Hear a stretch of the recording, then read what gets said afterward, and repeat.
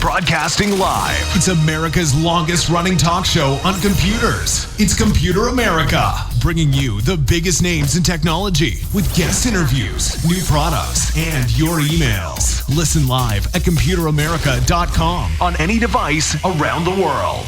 Email the show at live@computeramerica.com or find us on social media.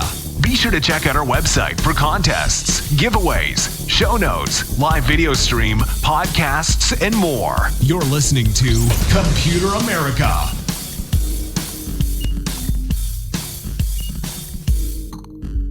Hello and welcome into the Computer America Show. We are the nation's longest running, nationally syndicated radio talk show on computers and technology.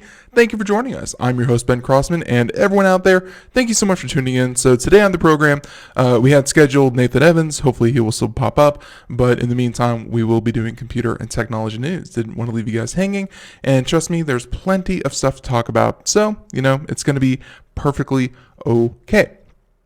So let's go ahead and just say computeramerica.com. That's where you'll find everything, including show notes, articles, things like that. Hopefully in the next day or two, I should have an article for how to shop online. And it's going to have hints, tips, tricks, things like that.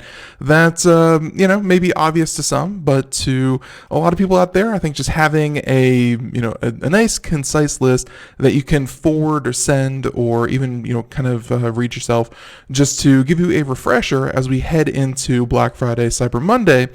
Remember that not all deals are actually deals. It may say 20% off, but they didn't tell you that a week before they marked the price up 25%. It happens all the time. It's devious, absolutely, but it does happen. So just wanted to really wanted to talk about some of these different ways that you can, of course, benefit from shopping online if you do so correctly. So with that being said, everyone, welcome into the show. Also be sure to check out the podcast, which is now available across all the different podcasting services. We've been really trying to make a concise effort to take down some of the old podcast feeds. Don't get me wrong. If you want, I think the most comprehensive list of Computer America episodes right now is available through SoundCloud. That has all of them. And then if you want, but of course now and you can subscribe to SoundCloud and we'll be uploading it there as well. But everywhere else has about 50, the latest 50 episodes. We did some work on it, and hey, now make sure that you are subscribed to the correct Computer America feed. Now, let's see. All that being said, let's see. There's the live video feed, twitch.tv/Computer America, and more, and of course, more coming soon. Everyone, it's going to be a short week. I should probably mention that right out of the gate. Thursday and Friday, Computer America is going to be taking that off. It's, of course, Thanksgiving Day, and everyone, we hope that you have a great Thanksgiving break. We'll be sure to enjoy ourselves as well, eating way too much. You don't really need a holiday for that. Do pretty well doing that every other day. But it's going to be fun to, I guess, kind of plan for it. So Thursday, Friday, no new Computer America. We'll be playing Best of Computer America. And then, of course, we'll be back next Monday, bright and early. But Monday, Tuesday, Wednesday, we are here, and we are here for you. So, everyone, let's go ahead and why don't we just get started with computer and technology news. And that is, of course, brought to you by Computer America.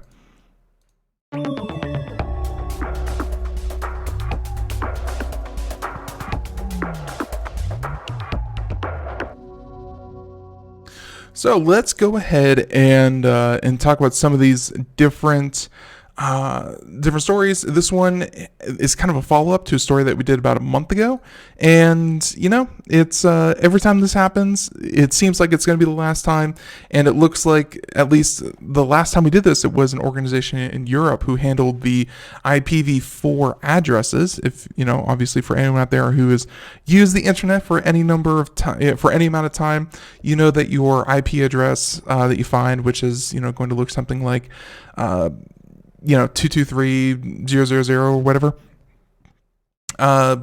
Those are actually out. IPv6 is a widely adopted standard by now. Most new technology certainly has that.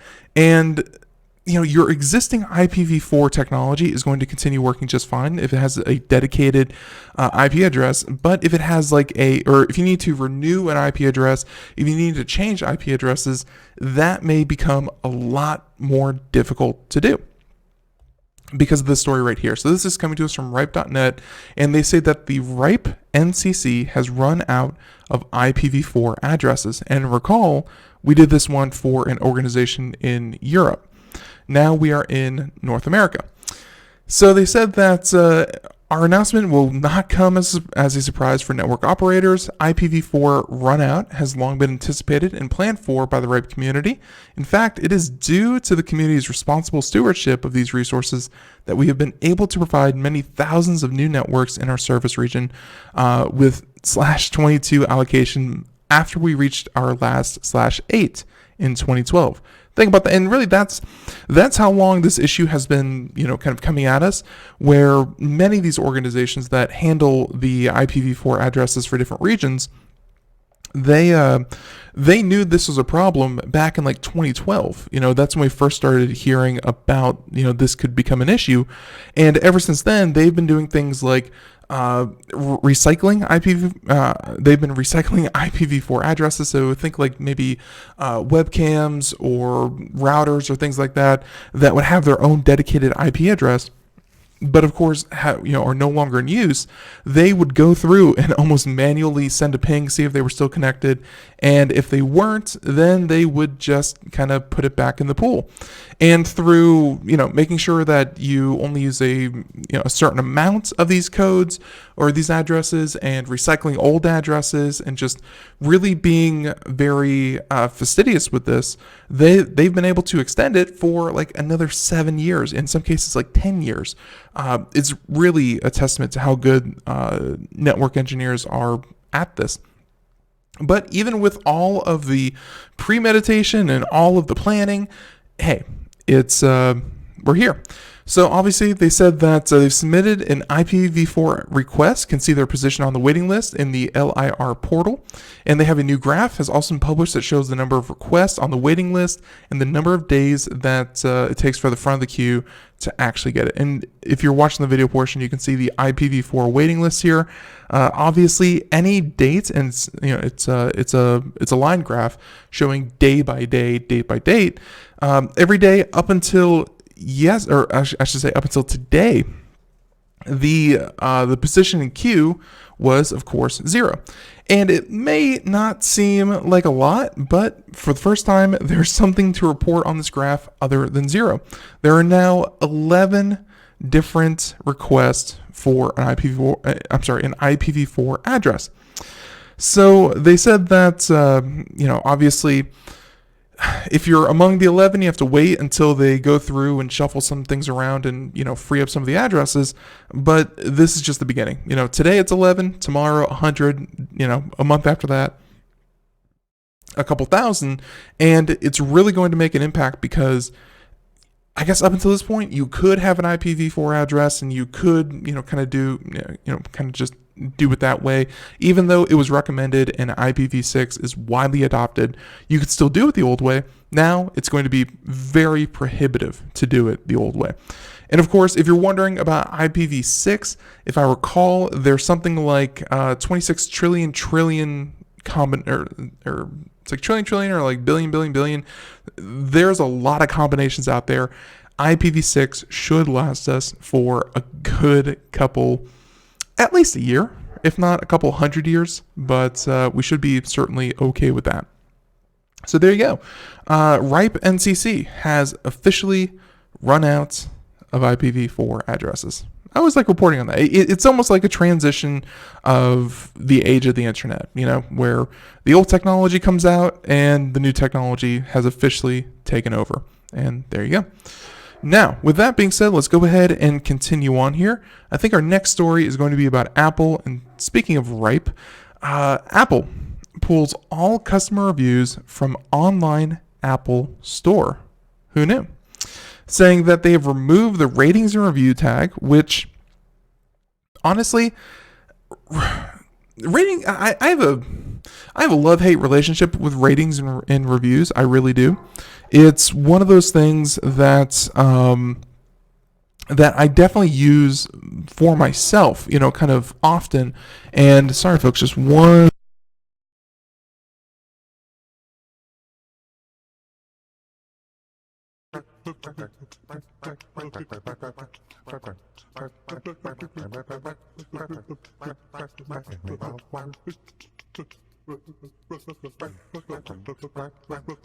Okay, yep, there we go. Sorry about that.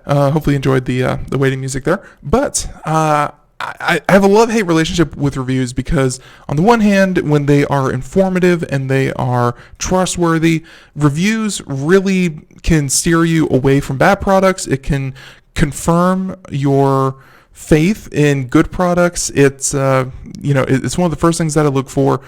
And at the same time, ratings and reviews are not to be trusted. There's a lot of paid reviews out there. There's a lot of kind of manipulated ratings where people go out with bot accounts and things like that. And they will certainly goose a product's rating and reviews to the, kind of to the point where they stand out above the crowd. But so much so, it's suspicious. And, if you're looking for, kind of a use case or an example of that, we did a story a couple of weeks ago about Amazon and those Amazon Choice products that they have in many categories. Those choices are, in a lot of ways, not completely, but mostly dictated by reviews that can be cheated, paid for, just completely not not as independent or third party as you would believe. So I look for them, I trust them. I think for me, I look more for kind of like the 1-star ratings, and I don't look for the 1-star ratings that are like 1 star, this is awful, I didn't get it for free, or 1 star, I couldn't figure out how it worked, this is garbage. I look for like either the 1, 2, 3 star, like the 5-star, they love it. That doesn't really give me any information. They just like it. The 1, 2, 3 stars, they tell me where this application or service or product has room to improve. And if it's build quality, if it's customer service, if it's one of these, that's where I want to know where does this product come up short. So there's and hey, that's actually probably one of the things I should include in the article. But like all this and more, it really goes to show that they can't be trusted, but at the same time, they are probably the most trusted aspect of buying a product online, because you can't hold it in your hand. You have to trust other people who have already held it in their hand to kind of give you that, hey, yeah, this is pretty good. Now, back to the story at hand. Apple pulls all customer reviews from the online Apple Store. I tell you all this because, again, I understand it and I don't like it at the same time. Like, I get it and I don't get it. So on November 17th, this was about a week ago, Apple removed ratings and review section from all product pages on the Apple website. It is currently unclear what has prompted this decision, nor when Apple will bring back the option to read the opinions of other customers at the time of purchase. And if any company was going to do this, I think Apple is the one that could probably get away with it the best. They have an image to keep up, and that image does not really include feedback from customers. They're very self-driven, self-motivated, self-directed, all that, kind of self kind of stuff. And, they really don't care about your opinion all that much, for better or worse. So they said that Apple Insider received a tip from a reader who had noted that the buyer section was missing Apple's online retail store page. The user also pointed out that the pages had been removed from US, UK, and Australian Apple online stores, which suggests that this is not simply a mistake, but rather intentional. The reviews were pulled over the weekend, though it's not clear as to why this happened. Apple has been known for leaving up even especially negative reviews, which demonstrated both transparency and integrity to their customers, which again, I definitely appreciate. For everyone out there who has left a 1-star review and backed up their low rating with a legitimate grievance, you're doing amazing work. You know, that people need to know where these things fall short. But for those of you who are just, kind of either online communities will do this where they'll get, a couple thousand members together and they'll go leave a bunch of negative reviews and I believe it's called like review bombing restaurants and on Yelp and things like that. That's just wholly inappropriate and useless and really just kind of hurts everybody. They said that by removing the reviews, it's possible that Apple will be seen as less credible to potential buyers. Like I said, if anyone can do this, I think Apple is going to be the one that can do it and get away with it. Utilizing the Wayback Machine, Apple Insider found that the reviews were pulled at some point between the evening of November 16th and the morning of November 17th. The image below shows a capture of the sections between the two, and you can see here where you can see the different categories that they have on the page, including compatibility, ratings and reviews, questions and answers, and then of course ratings and reviews were omitted in the latest update. So they say that it's possible to view the changes by looking at the Wayback Machine archive page for the original Apple Pencil. A YouTube video offered as part of the tip was published by the popular photography account titled Apple Fanboys, Where's Your God Now? And he mentions that he reads a selection of negative reviews from the new 16-inch MacBook Pro with the video published on November 16th, coinciding with the removal of the website feature. I honestly don't think that one person, no matter how influential or popular they are, I don't think that one person's video is going to cause them to make such a change, especially worldwide, across so many different products. This seems like it's something that they just decided already and they just finally implemented it. They said that it remains to be seen if the video had anything to do with the decision. Like I said, I doubt it, even though it has like 56,000 views. That's paltry compared to what Apple's pulling down. Other videos have been more critical about the company's products and some with far higher view counts, but they seem that they don't want to deal with the public relation. I'm definitely of the mind that it's not for any one particular video. It's not for anyone's opinion. It's not for any individual rating or things like that. If you want ratings, if you want reviews, even if you can't get them directly from Apple, and you should definitely check out third-party sites for reviews of some of your favorite products, then hey, you're going to find those with a simple search. They're going to pop up. Apple doesn't have to provide the space for it, and if they feel like they don't want to moderate a section full of people who are just kind of yelling at them, I get it, but I'm also with this article where they say, it could impact that aspect of their company that promises to be transparent. So with that being said, we're going to go ahead and continue on here. But hey, it's certainly different.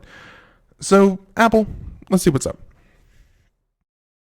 Now, continuing on here, why don't we talk about, and let's see. Oh, actually, and I was really hoping that our guest Nathan Evans would be able to join us before I brought this up, but this was actually submitted to us by one of our listeners, and I don't want to show the email because it's a confidential email. There's some confidential information in here, but overall, I had not heard anything about this, so I think a lot of people out there would not have heard of this as well.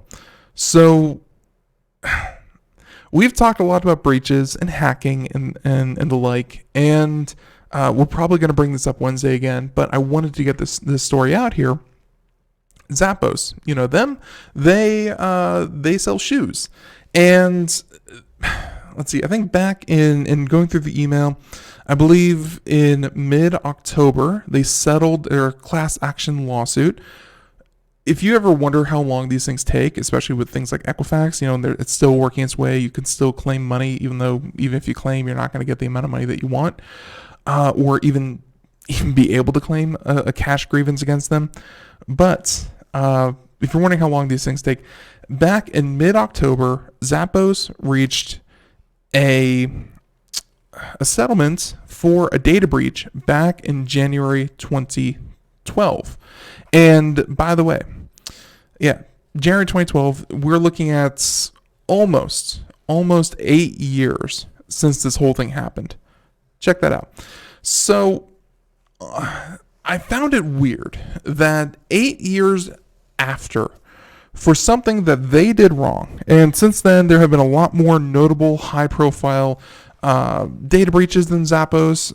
This would have been one of the first really big notable security breaches. I mean, I'm sure that Yahoo at the time had a couple that were much bigger, but overall, this was bad. This was a bad thing. So when I received this email and I was reading it, I shared the concerns of the listener, where she kind of stated that the terms of the settlement were so bad.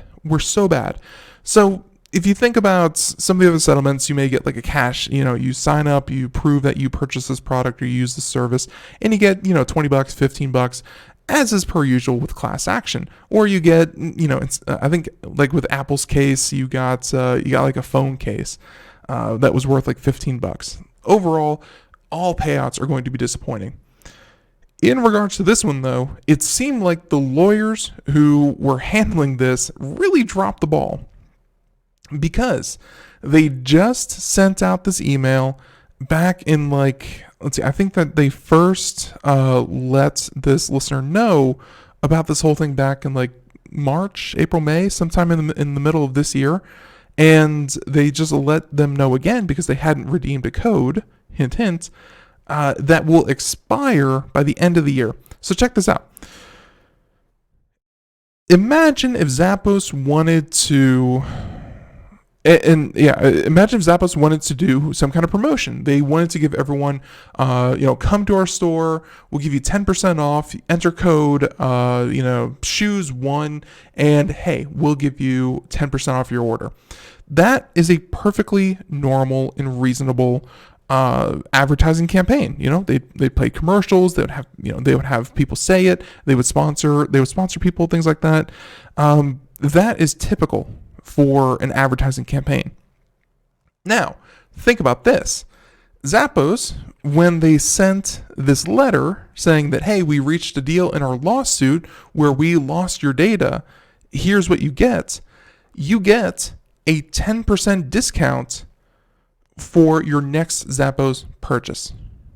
That was their settlement that they reached with the Federal Trade Commission, I think was handling this. And of course, you can go to ZapposDataBreachSettlement.com if you want to check this out. But overall, I just find it to be one of the most tasteless, and of course, I blame to some extent Zappos for thinking that this was a reasonable reaction to a data breach, is that they get to run some kind of discount program. They get to run some kind of sale that they would have done anyways. It's the holiday season. People are out there shopping online. Zappos is still a very big name. But to think that the 10% after they have wronged their customers and now they're trying to entice them back as the punishment for their transgression, and on top of that, it's a one-time use code. It is non-transferable, and yeah, there you go. And of course, it's limited to just kind of one transaction. I just find it very hard to think how they would, and by they, I'm kind of thinking the prosecutors, the ones handling this whole settlement agreement, I gotta kind of feel like the lawyers for Zappos were kind of joking with each other, and they said, all right, what if we just give everyone 10% off? Would that be okay? And then they said, yeah, sure. And then they were the happiest lawyers to ever walk the earth because they just got themselves some free publicity, and all they had to do was, kind of do a 10% off that really doesn't affect their bottom line. If anything, this helps it because people will be receiving these emails for a long time. So overall, as a punishment, they get more business from everybody. That's right. Zappos, this is not really a punishment. And I don't think that Zappos should go out into the town square and kind of flog themselves, but they have to kind of know that they got away really clean with this one. If every class action for every company ended with a 10% discount, boy, companies would be lining up to have data breaches. So it would be their turn to grab the spotlight, give everyone 10% off, and overall make money for hurting their customers. This is just such a bad settlement. And I definitely want to thank our listener for sending that email in and talking about this. So I will not be giving away the code online. They said they haven't redeemed it. I don't plan on buying any shoes from there, but there you go. Zappos, I don't blame you. You got the best deal you could. Good on your lawyers. I don't expect you to take a bad look. I'm just saying that the Federal Trade Commission, who kind of set this whole thing up and investigated this, took 8 years for them to essentially run a very limited promotional campaign. And that's not how data breaches in the U.S. should happen. So there you go. Okay, so with that article, let's go ahead and continue on to our next topic. We have plenty of time. Let's see. So let's see. All right, let's go to. Sorry. Why don't we go ahead and talk about Google? Just real quick, we definitely want to talk about this, where Google addresses complaints of the sub 4K image quality in Stadia. Stadia, if you don't know, it's their service that they promised would be a completely cloud-based platform for playing some of your favorite games in full 4K, 60 FPS with low latency. Really the dream, that would be hardware independent. That all you would need is like a Chromecast and of course like a Bluetooth keyboard and mouse, or I should say, or one of the controllers that come with it, and you'd be able to play, games that look and play better than on a multi-$100 console, and you'd be able to play them anywhere on like a $20 piece of hardware.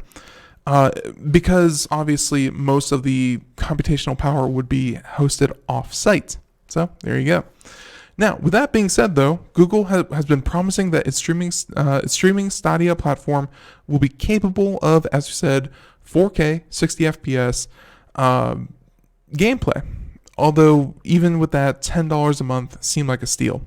But technical analysis have since launch have shown that some of the service's highest profile games aren't hitting that mark, which I'm sure that everyone who is not a sucker totally believed it. Even some of the biggest names on consoles couldn't deliver that. You're looking at things like the latest Tomb Raiders or The Last of Us 2, or any of these big name games on very, very powerful hardware. And even they had either variable frame rate or frame rate that was locked to 30 FPS. It happens all the time. So they said that one of the analysis of Red Dead Redemption 2 on Stadia found that the game actually runs at a native 2560 by 1440, which I believe that's just like a step up from 1920 by 1080. Like it's a little bit higher resolution than 1080p, but it's certainly not 4K. And they said that, and of course, it's then upscaled to 4K for those out there because it fits really nicely in with the the 4K resolution. And a Bungie representative said that the Stadia version of Destiny 2 runs at the PC equivalent of medium graphic settings, and that the game will render at a native 1080p and then upsample to 4K and apply a variety of techniques to increase the overall quality effect. So clearly, they aren't hitting their own promises for what they were selling. Their own hype for their product was, I guess, kind of overhyped. If they had come out and said that all of our games are going to run at a minimum of 1080p, and there's going to be some awesome technology, some awesome strategies that we're going to use to upsample it to 4K, these articles wouldn't even really be getting that much attention, because I think people would have been perfectly okay with 1080p, and if it was upscaled to 4K and it looked pretty good, people would be happy. They would be surprised and happy. Instead, they oversold the technology, and now instead of 4K 60 FPS, we are getting these variable frame rates and these kind of upsampled resolutions. So as Ars Technica noted in their review, a normal TV viewing distances, Stadia apparently upscaled 4K images can look relatively comparable up to a native 4K image from a high-end console. So they're saying there that unless you're like right up on the screen counting the pixels, or have your nose pressed up against the glass like some weirdo, you're not really going to notice a difference. But with Google claiming the service claiming that the server instances that have a console beating 10.7 GPU teraflops, which is a lot, they said that Stadia customers are wondering why they aren't getting the full native resolution that the company long promised. Over the weekend, Google issued a statement to 9to5 Google that essentially places the blame on Stadia developers themselves. And you can see here this. Let's go ahead and read the quote. So, quote, Stadia streams at 4K and 60 FPS, and that includes all aspects of our graphics pipeline from game to screen, GPU, encoder, Chromecast Ultra, all outputting 4K to 4K TVs, with the appropriate internet connection. Developers making Stadia games work hard to deliver the best streaming experience for every game. Like you see on all platforms, this includes a variety of techniques to achieve the best quality overall. We give developers the freedom of how to achieve the best image quality and frame rate on Stadia, and we are impressed with what they have been able to achieve for day one. We expect that many developers can, and in most cases will, continue to improve their games on Stadia, and because Stadia lives in our data centers, developers are able to innovate quickly while delivering even better experiences to you without the need for game patches or downloads. Yeah, so there you go. They said that if any of these games are not running at 4K 60 FPS, that is simply because the software developers, the game developers, did not have the game play at 4K 60 FPS. So they said that the article says that it's a bit unsatisfying since games like Destiny 2 and Red Dead Redemption 2 are already running at 4K resolution on home consoles. If Linux-based ports running on Stadia high-end servers can't achieve the same native performance at launch, it's concerning to say the least. So obviously you can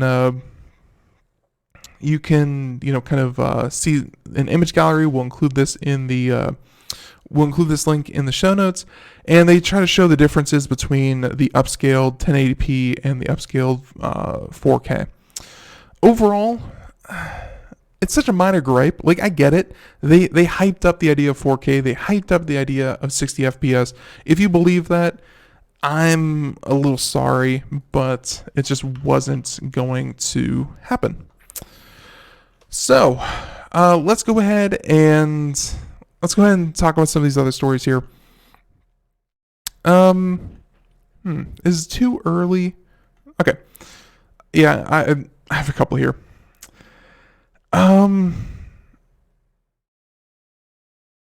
Okay. Let's go ahead and talk about the Cybertruck. I know you were like, Ben, no way you're going to mention the Cybertruck again. you're wrong. I am totally going to do that. So the Cybertruck, if you don't know what I'm talking about, it's this idea that how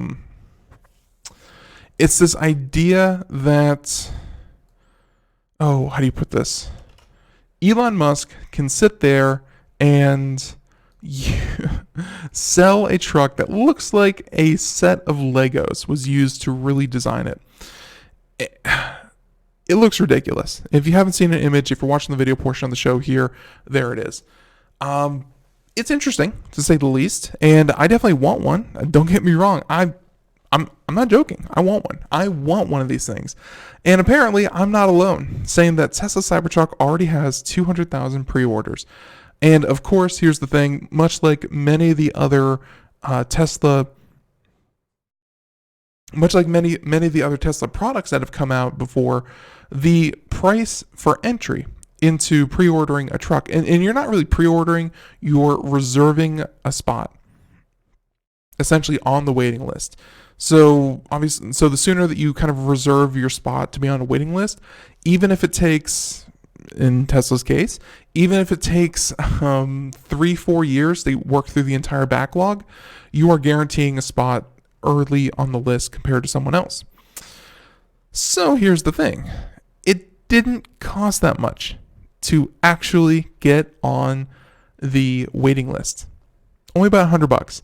And that's something that we've seen with the Model 3. If you wanted the Model 3, though, you had to pay $1,000, and it's completely refundable. So many people think that, I'll just go ahead and put down $100 today, and then when this thing finally comes out in 2 years, then I'll make the educated decision when I see the actual finished product that isn't just some weird looking concept car. No, they are. They're going to have the choice to buy it or not in a couple of years. And if they don't, hey, they get $100 back. No big deal. So this is coming to us from Ars Technica, and they said that when it unveiled this new pickup truck last Wednesday, many critics blasted it as ugly and impractical. I personally love it. I really like it because it looks a lot like, personally, kind of like a low-res version of, what do you call it? It looks like a low-resolution version of the Warthog from Halo 1. It's ridiculous. And for a pickup truck, I definitely want that. So, they said that despite the criticisms, more than 200,000 people have put down $100 deposit to reserve a spot in line. And think about that. If you want to find a way to make $20 million overnight with one of the ugliest looking cars on the market, all you have to do is set the reserve list price to $100, and hey, 200,000 people later speaks for itself. So the new pickup, they said that the all-electric design has helped every Tesla vehicle stand out from its competition, but Tesla Cybertruck is unconventional even by Tesla standards.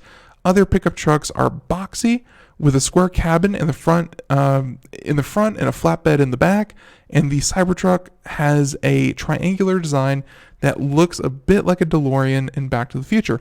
Again, I wouldn't even call it like DeLorean looking. It's certainly block of cheese shaped, which should really play well in Wisconsin. Overall,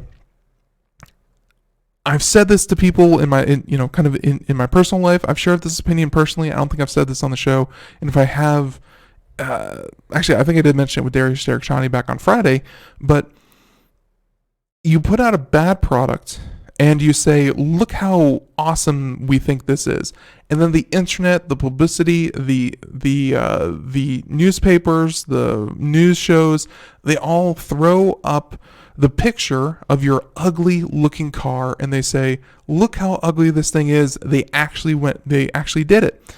And then I almost guarantee you within a couple of months, hey, they're going to come out with a more conventional yet still iconic looking Tesla truck. It's almost like what Sonic the Hedgehog did. It's they just want the headlines, they want the immediate press, and then they're just going to fix it here in the next couple of weeks. They have a working prototype, but how much does it really cost to have that working prototype there at the big event? So And really, at $20 million pre-order, hey, it's, hey, how can you go wrong? So they said that the new pickup truck is expected to begin production in about 2 years. They say it will have a starting price of about $40,000 with a model that has about a 250 miles of range, a high-end model with 500 miles of range, 3 motors, and a 0 to 60 time of 2.9 seconds. Will cost about $69,000. And one more addition, I don't think they mentioned here in the I don't think that they mentioned here in the article. They said that if you wanted the self-driving feature, because in 2021, I'm sure that they're hoping that their self-driving vehicles are much more advanced than they are today.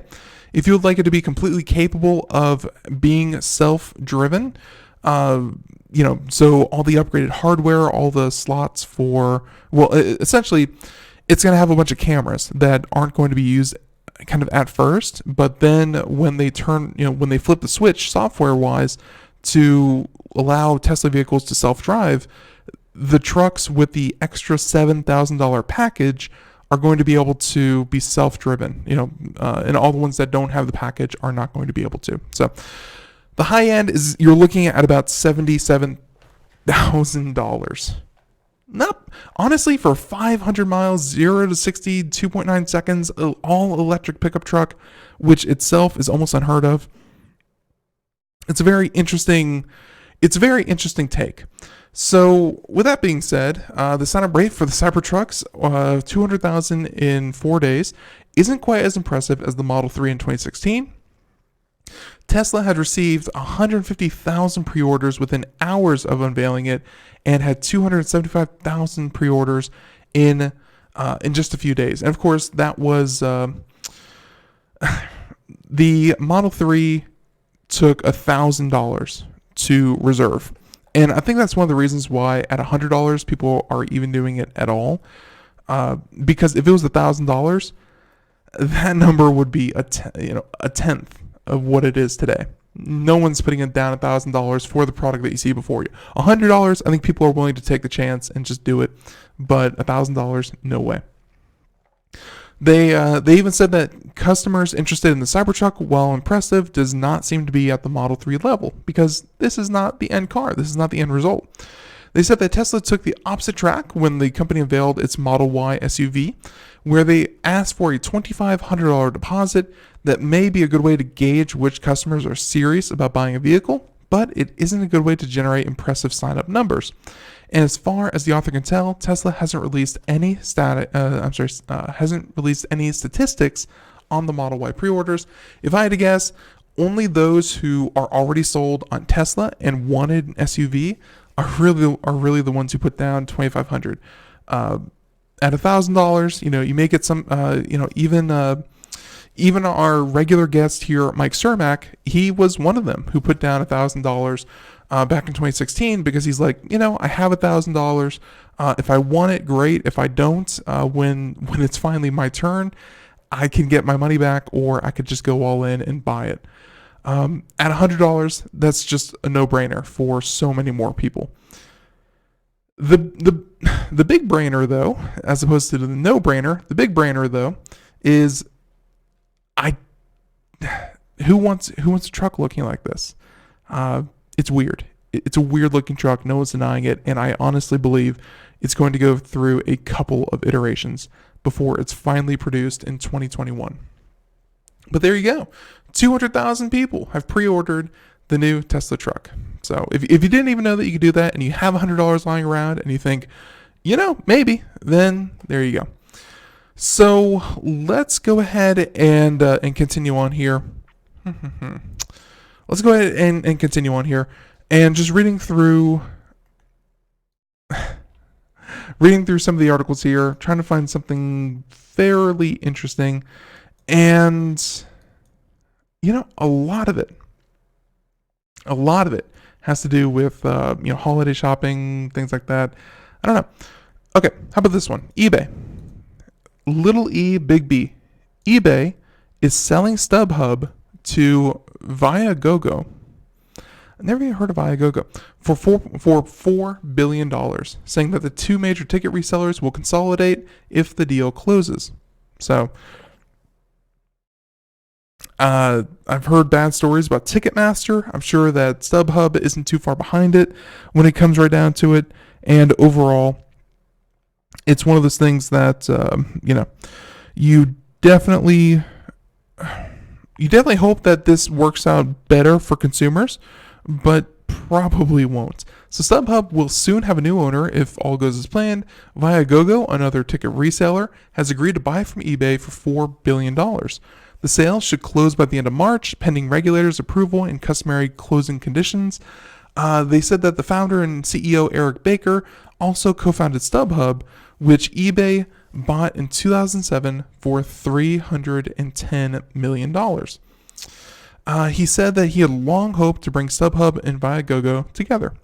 The move means that the two major ticket resellers are consolidating, and while you might expect that would lead to fewer options to buy tickets, which is what I would be concerned about, the CEO, as always, the ones who are in charge and stand to make so much money through these deals going through, looking at you, Sprint and T-Mobile, they're saying that buyers will have a wider choice of tickets and sellers will have a wider network of buyers. He said bringing these two companies together will create a win-win for fans, more choice, and better pricing. Although in reality, less choice is probably where you're going, is more realistic. But hey. Both StubHub and Viagogo have been under regulatory scrutiny in recent years. The UK's competition watchdog officially reported and raided the offices of each in 2017. Ladies and gentlemen, if you're wondering, hey, will this be a good thing? And both have recently been raided by the UK watchdogs. Let's not hold our breaths. Saying that they were suspected of breaching consumer law. Soon after, the Competition and Markets Authority demanded more transparency from resellers to their customers after it gathered evidence which it considers to reveal breaches of the law.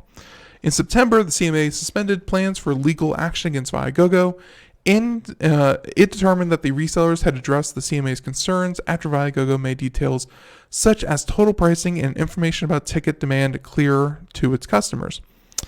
So, there you go.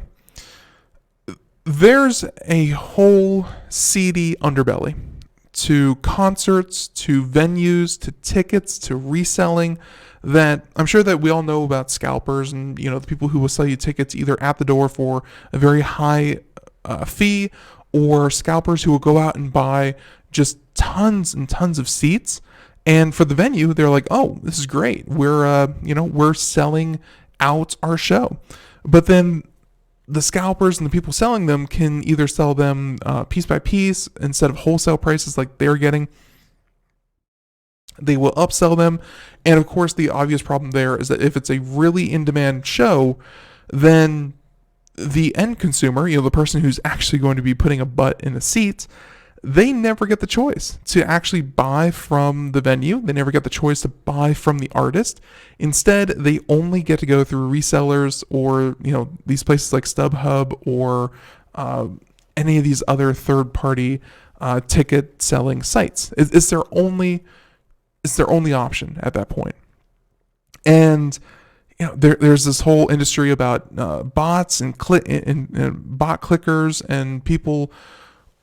Situations where it's like tickets will go on sale at midnight and then just like randomly, like 32 seconds later, every seat is taken.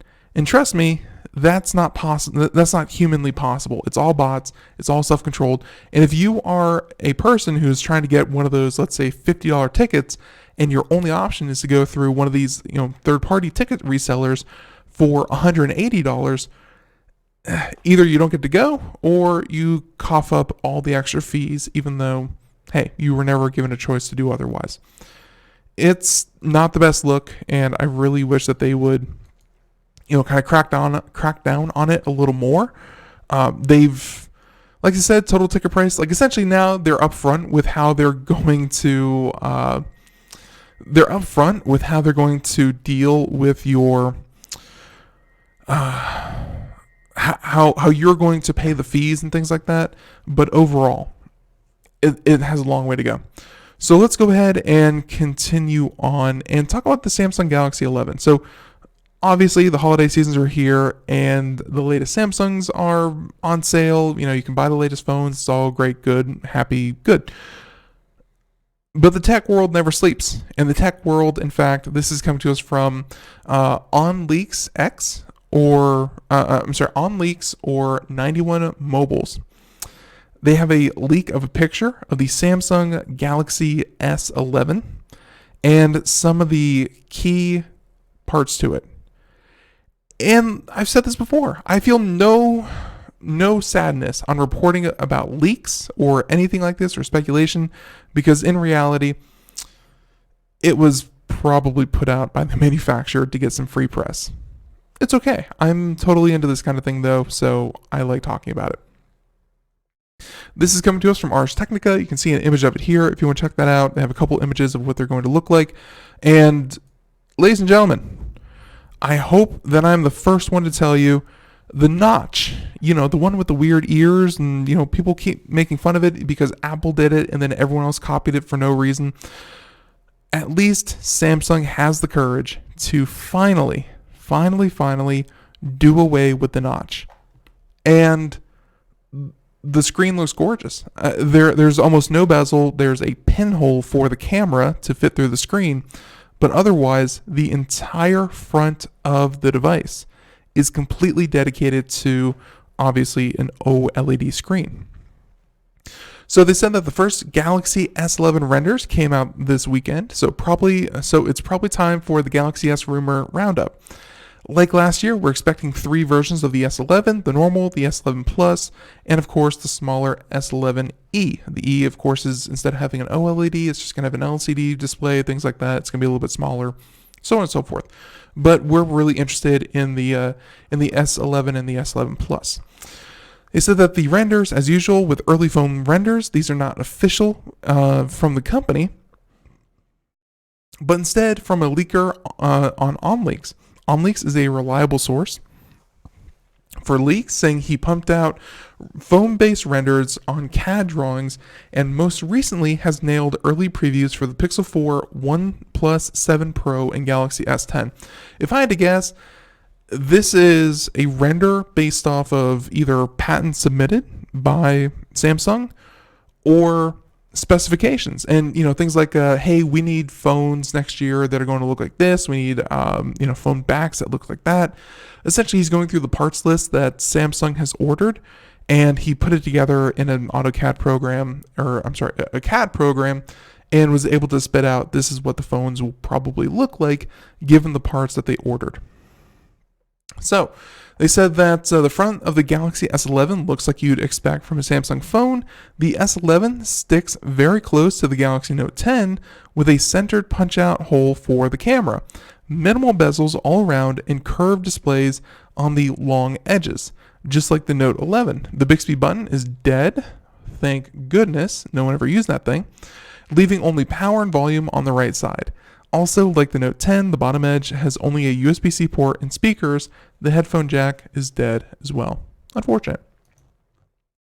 Another source of the leaks, they said that 91 Mobiles, which produced the renders in partnership with OnLeaks, said that the display go anywhere from 6.6 inch to 6.7 inches.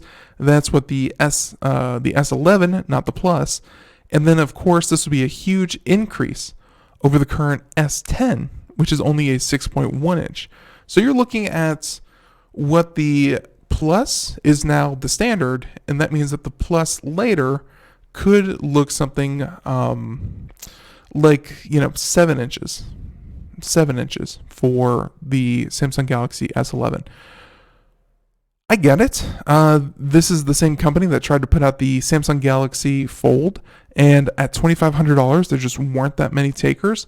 It seems like they know that people want bigger displays, they just don't want them to be able to fold. So how do you fit bigger displays? And hey, this would be a good way to do it.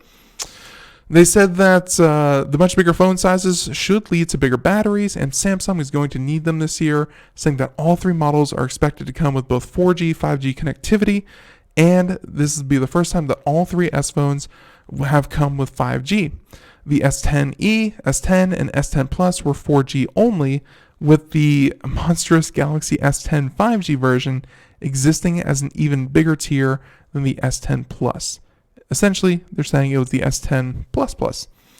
So, with that being said, Samsung has gone with the new industry trend of putting a big camera block housing on the sensors, which I'm not the biggest fan of. I think it looks really ridiculous, but if it leads to better cameras, then how are you gonna it would be almost an Apple move to take something that is very functional and turn it into something elegant, but Apple has not innovated in that way in quite a while. So instead, you get something that looks very horrendous, something that looks very ugly, and they're able to turn it into, even if it's ugly, at least it's useful. You know what I mean? Yeah.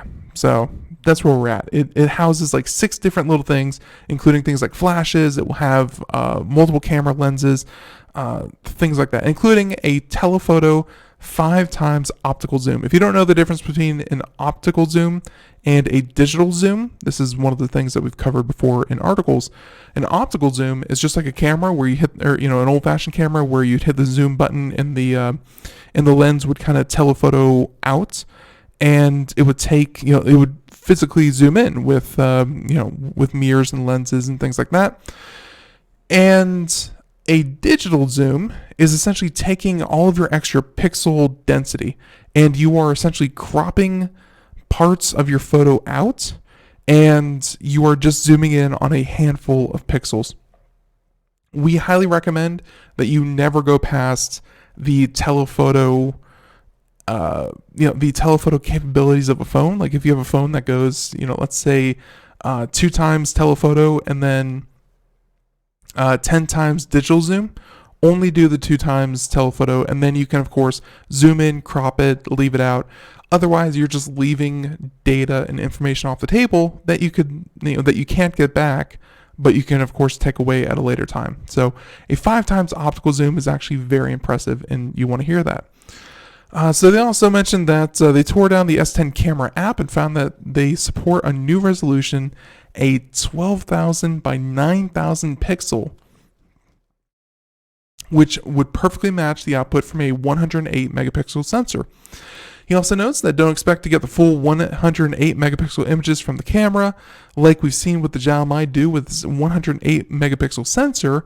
Expect the software to fuse surrounding pixels together for improved low-light photography, and of course the output of around 12 megapixels. They said that one spot this 108 megapixel sensor will be put to use will be in video mode. And they also mentioned that they will support 8K. Ladies and gentlemen, the future is now. 8K 30 FPS, along with, of course, 4K 120 FPS. The size of those video files is going to be monstrous. Pretty crazy. So high-speed displays are the new big trend in smartphones, and Samsung has been supplying these high refresh rate panels to everyone while simultaneously neglecting to put them in its own smartphone. So now you're looking at something about a 120 Hz in the Samsung Android build, which would make the display even faster than the 90 Hz it put in the OnePlus 7 and the Pixel 4. So and they also talk about some of the system on chips and things like that. Overall, the rumors for the Samsung Galaxy S11, we're still a little ways off, but if all of these are to be true and all these are to be believed, the camera is going to be really nice. The screen and the display are going to be really nice. The battery hopefully is much, much bigger and much more powerful to essentially power all this stuff. Like, I think that people should expect, if all this if all this comes true, then even with the bigger, more powerful battery, you're going to be looking at about the same battery life. So if that's an improvement you're looking for in the Samsung line, don't hold your breath. But there you go. Let's go ahead and, man, we're just so flat out of time. How about we talk, all right, so some of the stories that we didn't cover, let's just go ahead and give a quick roundup. There's an article here about an artificial intelligence was trained on Shakespeare, not to read it, not to write it, but actually to analyze it, not for metaphor or anything like that, but rather to determine if Shakespeare had actually written a play. And a neural network found that Henry VIII was a joint effort by Shakespeare and another author. So if you want to find out more about that, we'll include that in the show notes. Also, Huawei is suing French critics who say it's tied to the Chinese state, which, at the risk of being sued by the Chinese, Huawei is tied to the Chinese state. So I can't imagine why they'd be suing for something that's pretty obvious. So that and more at computeramerica.com. Go there, check out some of our recent reviews. We have a ton up if you haven't been there in about a week or two. And again, articles should be forthcoming with more reviews on the way.